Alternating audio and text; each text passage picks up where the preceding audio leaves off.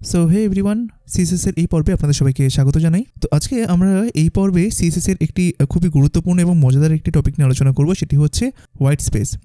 তো চলুন সবার প্রথমে আমরা একটুখানি ইন্ডেক্স.html-টাকে ওপেন করে নিই। আর আমি ফোল্ডার স্ট্রাকচার অলরেডি ক্রিয়েট করে রেখেছি, আপনারা যেটা অলরেডি জানেন। তো আমি এখানটাতে জাস্ট করে দিলাম হচ্ছে এটা 136। তো বাকি এখানটাতে যেগুলো রয়েছে সেগুলো ফর দ্য মোমেন্ট থাকুক। তো আমি একটা কাজ করি, আমি এখান থেকে পি ট্যাগের মধ্যে থেকে সমস্ত জিনিসগুলোকে সরিয়ে দিয়ে এখানটাতে মনে করুন লরেমের লরেম হবে, লরেমের 100 ওয়ার্ড না 50 ওয়ার্ড দিয়ে দিলাম। ঠিক আছে, এটা এরকমভাবে থাকলো, সেভ করলাম। আর বাকি দেখুন, আমি যদি সিএসএসটা ওপেন করি তাহলে সিএসএসের মধ্যে আগের দিনের মতোই সেম জিনিসগুলো রয়েছে। .1 বলে একটা ক্লাস রয়েছে, তার মধ্যে উইথ দিয়েছি, বর্ডার, প্যাডিং, মার্জিন। আর এখান থেকে আমি আগের পর্বের ওয়ার্ড র্যাপ আর ওয়ার্ড ব্রেকের এগুলো সরিয়ে দিলাম। ঠিক আছে, তো আমি এটাকে একটু সেভ করলাম। করার পরে চলুন আমরা একটুখানি ব্রাউজারে গিয়ে এটার আউটপুটটা দেখে নিই। তো আমি ব্রাউজারে যাওয়ার পরে দেখতে পাচ্ছি এটার আউটপুটটা হচ্ছে এরকম ধরনের। আমি একটু রিফ্রেশ করলাম, দেখুন এটা এরকম টাইপের হয়ে গেল, তাই না? একটুখানি বাড়িয়ে দিলাম জিনিসটাকে যাতে আপনাদের দেখতে সুবিধা হয়। তো দেখুন পুরো জিনিসটা এরকমভাবে আমরা গত পর্বে দেখেছি, ওয়ার্ড র্যাপ, ওয়ার্ড ব্রেক, সমস্ত জিনিসগুলো দেখেছি। আজকে আমরা হোয়াইট স্পেস নিয়ে আলোচনা করব। দেখুন আমরা জানি যে কোনো প্রপার্টি আমরা ইউজ করি না কেন সে কিন্তু বাই ডিফল্ট একটা ভ্যালু নিয়েই থাকে। তাই আমি যে আজকে এই হোয়াইট হাইফেন স্পেস নিয়ে আলোচনা করব, হোয়াইট স্পেস, তো এটারও কিন্তু একটা বাই ডিফল্ট একটা প্রপার্টি ভ্যালু থাকে যার নাম হচ্ছে নর্মাল।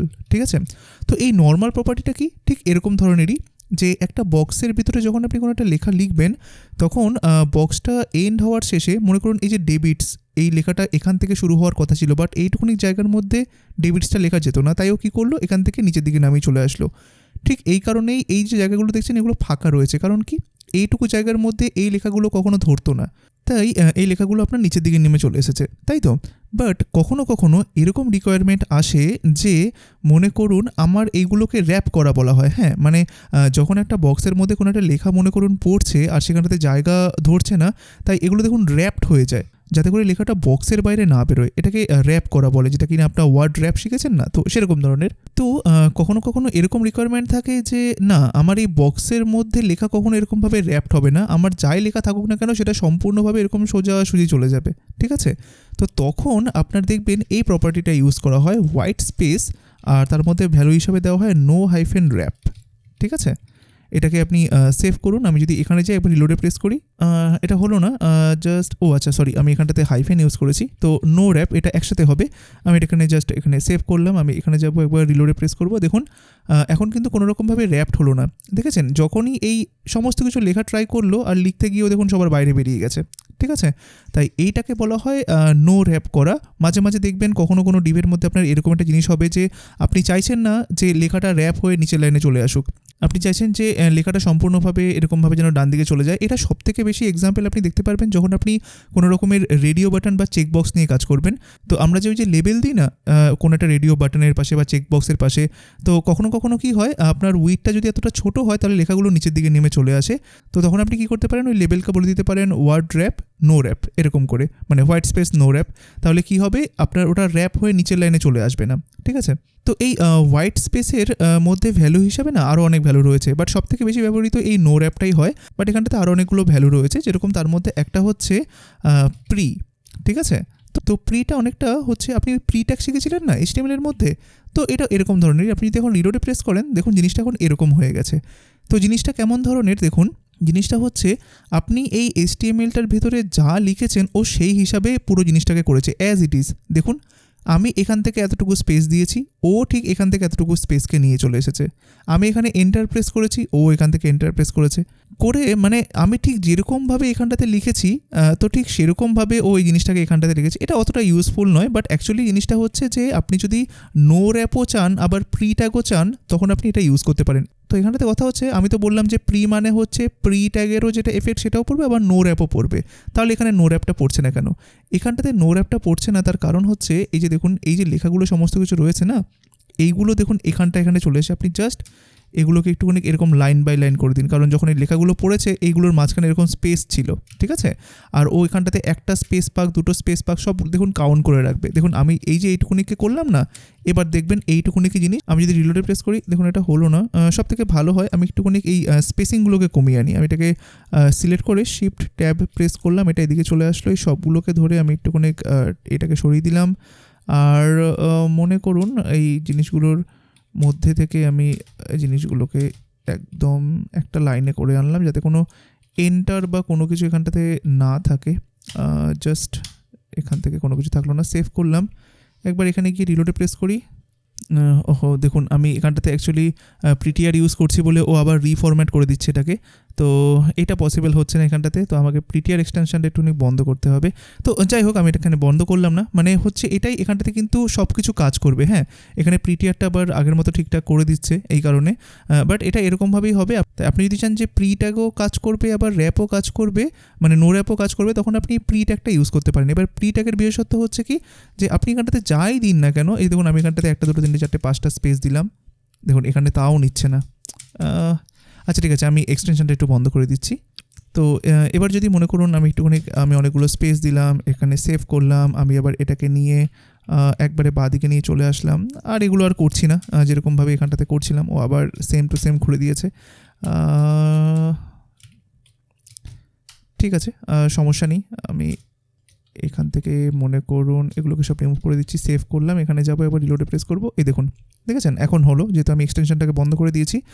তো আমি যখন স্পেসগুলো কমিয়ে দিলাম তখন দেখুন এই জিনিসগুলো এদিকে চলে গেছে। বাকি এই যে দুখানা জিনিস রয়েছে এগুলোকেও অ্যাজ ইট ইজ এরকমভাবেই নিয়েছে। বাট এই যে এখানে দেখেছেন এই স্পেসগুলো নিয়ে নিল, যতগুলো এখানে স্পেস দিয়েছি সবগুলো নিয়ে নিল। কারণ কি, কারণ আমি এখানটাতে প্রি ট্যাগ ইউজ করেছি। প্রি ট্যাগের মাধ্যম হচ্ছে এইটাই যে আপনি যেরকমভাবে এখানে দেবেন সেভাবেই এখানটাতে পড়বে, প্লাস এখানটাতে নো র্যাপটাও কাজ করছে। ঠিক আছে, ইভেন আপনি যে লাইনে এন্টার দেবেন, মনে করুন আপনি এখানটাতে সেটা এন্টার প্রেস করলেন, দেখবেন ও সেম জায়গাটাতে এন্টার দিয়ে দেবে। এই যে দেখুন এখানটাতে গিয়ে এন্টার দিয়ে দিল। ঠিক আছে, যেহেতু এই যে দেখুন এটার পরে এন্টার দিয়েছে, আমাদের এখানে এটার পরেই এন্টার রয়েছে। অ্যাজ ইট ইজ আপনি যেভাবে দেবেন সেভাবেই কিন্তু এখানটাতে পড়বে। এইবার আমি আবার একটুখানি আগের পর্যায়ে চলে যাই। মনে করুন ঠিক আছে থাক, একটুখানি ট্যাব প্রেস করলাম বা এটাকে এরকমভাবেই রাখলাম। এইবার এখানটাতে আরেকটা ভ্যালু রয়েছে, সেটার নাম হচ্ছে প্রি লাইন, মানে প্রি হাইফেন লাইন। এইটার মানে হচ্ছে যে এখানটাতে প্রি ট্যাগ কাজ করবে, কিন্তু এই যে আপনি মাঝখানে ওয়ার্ডের মাঝখানে যে স্পেসিংটা দিচ্ছেন না, যদি 5-6টা স্পেস দেন, ও সেটাকে নর্মাল যেরকম এই স্পেসগুলোকে কী করে, ও ইগনোর করে একটা স্পেসে কনভার্ট করে ফেলে, ও কিন্তু সেটাই করবে। লাইনের ক্ষেত্রে কাজ করবে, বাট মাঝখানে স্পেসিংগুলোর ক্ষেত্রে কিন্তু এটা কাজ করবে না। যেরকম আমি যদি এখানে যাই, রিলোডে প্রেস করি, দেখুন এখন এখানটাতে দুখানা জিনিস হলো। এক, যেটা নো র্যাপ সেটা সরে গেল, কারণ প্রি লাইন করলে আপনার সেখানটাতে র্যাপ বা নো র্যাপ কিন্তু কাজ করবে না। ঠিক আছে, প্রথমত নো র্যাপ সরে গেল। সেকেন্ড থিং কী হলো, সেকেন্ড থিং হচ্ছে আমি এখানটাতে দেখুন একটা অনেক বড় স্পেস দিয়েছিলাম, এই অ্যামেটের পরে আর এই কনসার্টের মাঝখানে একটা অনেক বড় স্পেস দিয়েছিলাম, বাট দেখুন সেখানটাতে কিন্তু একটা স্পেসই নিল, এই মাঝখানের স্পেস কিন্তু ও নিতে পারছে না। বাট এখানটাতে আমরা কী করেছিলাম বলুন তো, এটার পরে একটা এন্টার দিয়েছিলাম, তাই না, এই অফিসের আগে। তো দেখুন তো অফিসের আগে সেটা নিয়েছে নাকি, অফিসের আগে এই দেখুন এটার আগে কিন্তু ঠিক স্পেসটা নিয়েছে, মানে এন্টারটা নিয়েছে, ও এন্টার ঠিকঠাকভাবেই নেবে। এবার মনে করুন এই ইপসামের পরে আপনি একটা এন্টার দিতে চাইছেন, তাই ইপসাম কোথায় গেল, এই যে ইপসাম, এটার পরে একটা এন্টার দিন, সেভ করুন, এখানে যান, রিলোডে প্রেস করুন, দেখুন ও এন্টারটা ও ঠিকভাবেই নিচ্ছে যদি আমি এখানটাতে প্রি লাইন এই ভ্যালুটাকে রাখি। বাট যেটা নিচ্ছে না সেটা হচ্ছে এই দুখানার মাঝখানে স্পেস, মানে যে কোনো ওয়ার্ডের মাঝখানে যদি আপনি এখন স্পেস দিতে চান, যেরকম এইটা হোক বা এই যে সিডের পরে মনে করুন অনেকগুলো স্পেস দিয়ে দিলেন, সেভ করলেন, এখানে গেলেন, রিলোডে প্রেস করলেন, দেখুন কোনো স্পেসিং নেই। তাই এটা খেয়াল রাখবেন, এটা ইন্টারভিউতে কোশ্চেন আসতে পারে, মানে এই প্রি লাইনের অর্থ কী বা হোয়াইট স্পেসটা কী হয়, তো তখন যাতে আপনি বলতে পারেন যে প্রি লাইন এই কাজটা করে। তো এবার এটার আরেকটা ভ্যালু রয়েছে যেটার নাম হচ্ছে প্রি হাইফেন র্যাপ। ঠিক আছে, তো এইটা কাইন্ড অফ ওরকম ধরনের যে এটার মধ্যে প্রি ট্যাগও পড়বে, আবার এটা র্যাপডও থাকবে। ঠিক আছে, তো দেখুন জিনিসটা কীরকম হয়। তো আমি যদি এখন এখানটাতে যাই, এখানে গেলাম, রিলোডে প্রেস করলাম, এই যে দেখুন এখানটাতে এই প্রি র্যাপের মানে হচ্ছে, দেখুন প্রি লাইনের মানে কি ছিল, প্রি লাইনের মানে ছিল যে মাঝখানেরগুলো কাজ করবে না, বাট এন্টারগুলো কাজ করবে। আর এই প্রি র্যাপের মানে হচ্ছে সব কাজ করবে কিন্তু নো র্যাপ কাজ করবে না। মানে প্রি র্যাপের মানে হচ্ছে আমার এখানটাতে প্রি ট্যাগ অ্যাপ্লাই হবে, মানে হচ্ছে আমার মাঝখানের স্পেস, তারপরে এন্টার, এগুলো সব কাজ করবে, কিন্তু এইটাকে নো র্যাপ কিন্তু হবে না। এটারই মানে হচ্ছে প্রি র্যাপ। দেখুন প্রি ট্যাগের কাজগুলো কি, এই যে স্পেসগুলো নিল, এইখানে যত জায়গাতে আমরা স্পেস দিচ্ছি, যে সিডের পরে, তারপরে এখানে একটা এন্টার দেওয়া হয়েছিল, এখানে একটা এন্টার দেওয়া হয়েছিল, এগুলো সব কাজ করছে, কিন্তু নো র্যাপ এখানটাতে কাজ করবে না কিন্তু। হ্যাঁ, তাই এইটারই মানে হচ্ছে প্রি র্যাপ। তো এইগুলো অ্যাকচুয়ালি অতটা বেশি কাজে লাগে না। তো আপনার সব থেকে বেশি যেটা কাজে লাগবে সেটা হচ্ছে হোয়াইট স্পেস নো র্যাপ। ওটা খুবই কাজে লাগে। তো এটার একটা ছোট্ট এক্সাম্পল যদি আমি দিই আপনাদেরকে, যেভাবে বললাম না যে ফর্মের মধ্যে কীভাবে কাজ হয়। তো সাপোজ মনে করুন আমার এখানটাতে আমি একটা ডিভ তৈরি করলাম যে ডট ফর্ম কন্টেইনার বলে, ঠিক আছে। আর তার ভিতরে মনে করুন একটা ফর্ম রয়েছে, আর যার ভিতরে মনে করুন ফর দ্য মোমেন্ট একটা ডিভ রয়েছে যার নাম হচ্ছে মনে করুন ফর্ম গ্রুপ, এরকমভাবে দিয়ে দিচ্ছি। আর এটার ভেতরে মনে করুন একটা চেক বক্স রয়েছে, তাই মনে করুন আমি এখানটাতে একটা লেবেল দিচ্ছি, প্লাস এটার পরে একটা থাকবে ইনপুট কোলন চেক বক্স, ঠিক আছে। তো জিনিসটা এরকম হয়ে গেল। তো এইবার এই লেবেলের মধ্যে কি থাকবে, মনে করুন এখানে একটা রয়েছে যে আমি আপাতত চেকবক্স দিয়ে রাখছি নর্মালি, ঠিক আছে। আর এখানটাতে ফর ইকুয়াল টু মনে করুন থাকলো যে চেকবক্স, আর এখানে এটাকে কপি করলাম, এখানে name equal to checkbox, ID equal to checkbox দিয়ে নিলাম। হ্যাঁ, সেভ করছি। একবার একটু এখানে যাই, রিলোডে প্রেস করলাম, দেখুন এখানে একটা চেকবক্স রয়েছে। তো চেকবক্স সাধারণত আগে হয়, তাই আমি কি করলাম, আমি এটাকে উপরের দিকে নিয়ে গেলাম আর এটাকে নিচের দিকে নিয়ে চলে আসলাম। সেভ করলাম, এখানে গেলাম, রিলোডে প্রেস করলাম, দেখুন এটা এরকমভাবে রয়েছে।